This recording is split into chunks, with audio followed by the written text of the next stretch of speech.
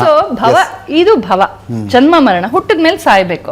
ಸಾಯೋವಾಗ ನಾವು ವಿಶಾಲವಾದ ಏನು ಈ ನಮ್ಮ ಪೂಜ್ಯ ಸಿದ್ದೇಶ್ವರ ಶ್ರೀಗಳು ಒಂದು ಮಾತು ಹೇಳೋರು, ಈ ಜಗತ್ತೊಂದು ದೊಡ್ಡ ತೋಟ ಇದ್ದಂಗೆ, ಇಲ್ಲಿ ಬನ್ನಿ ಎಲ್ಲ ಹೂಗಳನ್ನು ನೋಡಿ, ಬಳ್ಳಿಗಳು ನೋಡಿ, ಚಿಟ್ಟೆಗಳು ನೋಡಿ, ಸಂತೋಷ ಪಡಿ, ಕಿತ್ಕೊಳಕ್ ಹೋಗ್ಬೇಡಿ, ನನಗೆ ಬೇಕು ಅಂದ್ಕೊಳಕ್ ಹೋಗ್ಬೇಡಿ.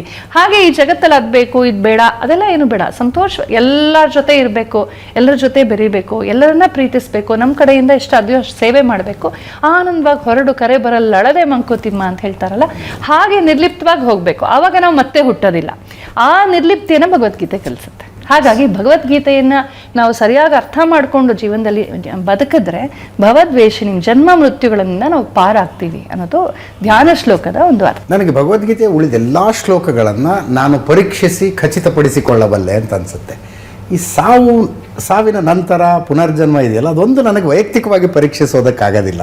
ಉಳಿದಿದ್ದೆಲ್ಲವನ್ನೂ ಪರೀಕ್ಷೆ ಮಾಡ್ಬೋದು. ಇದು ಕರೆಕ್ಟಾ ತಪ್ಪಾ, ನಮ್ಮ ಸುತ್ತಲಿನ ಜಗತ್ತನ್ನ ನೋಡ್ಕೊಂಡು ನನ್ನ ಜೀವನವನ್ನು ನೋಡ್ಕೊಂಡು ನಾನು ಸರಿನಾ ತಪ್ಪು. ಡಿ.ವಿ.ಜಿ ಅವರೊಂದು ಪದ್ಯ ಹೇಳ್ತಾರೆ, ಮರಣ ನಿಮ್ ಮುಂದೇನು ಭೂತವೋ ಪ್ರೇತವೋ ಪಿಶಾಚಿಯೋ ಪುನರ್ಜನ್ಮವೋ ಅದೇನೋ, ತಿರುಗಿ ಬಂದವರಿಲ್ಲ ವರದಿ ತಂದವರಿಲ್ಲ, ಧರೆಯ ಬಾಳ್ ಗದರಿನೇ ಮಂಕುತಿಮ್ಮ.